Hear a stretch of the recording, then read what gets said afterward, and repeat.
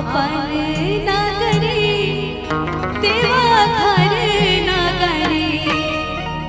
तो इस भजन में ऐसे शांति से बैठने से नहीं होगा, कम से कम जो लोग बैठे हैं ताली बजाइए और जो लोग खड़े हैं थोड़ा झूठ झूठ बाबा धाम जाइए। कहना है यो बाबा यो दानी यो बाबा, ऐसे नहीं, कम से कम जिनको जिनको बाबा ने दो प्यारे प्यारे हाथ दिए, दोनों हाथों को लंबे लंबे उठा के ताली बजा के यो बाबा यो दानी यो बाबा ने चलियो हमारो बाबा ने चलियो हमारो बाबा अपन नगरी घर घर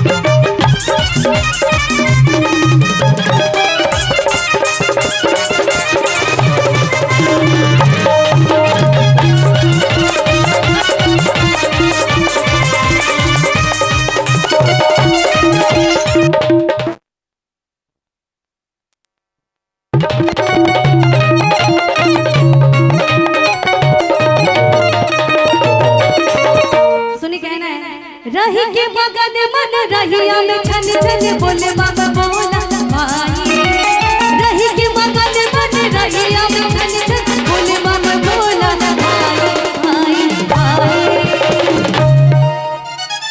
और इतना विश्वास रखिए कि जब महादेव का हाथ सर पे है तो बाबा धाम तो आप लोग यूं पहुंच जाएंगे। तो कहना है कि कुछ हो करे ना पाई,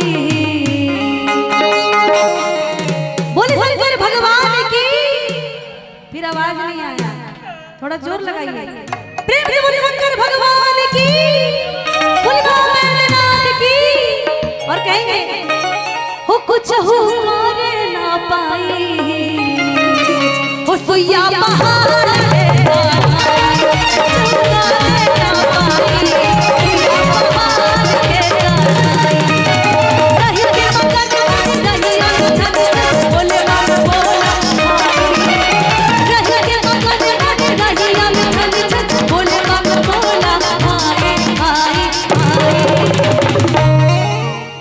कुछ हो करे ना पाई, हो सुइया पहाड़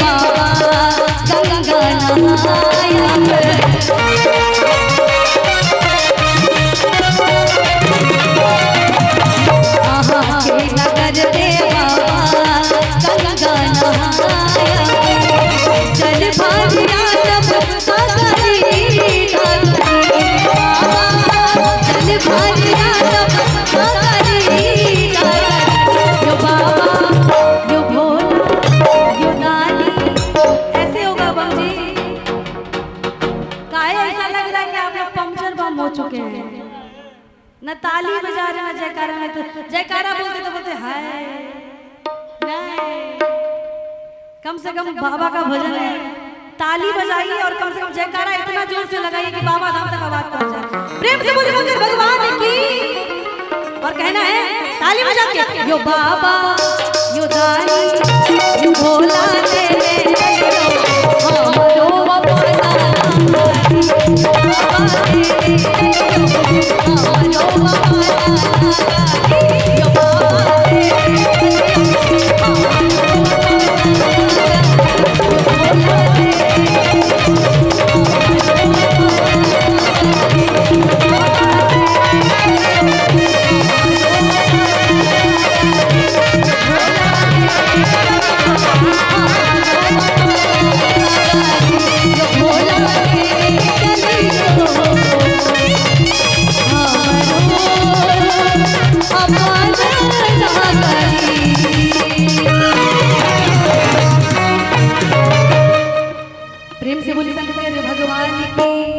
बोली बाबा बैद्यनाथ की, बोली सच्चे दरबार की।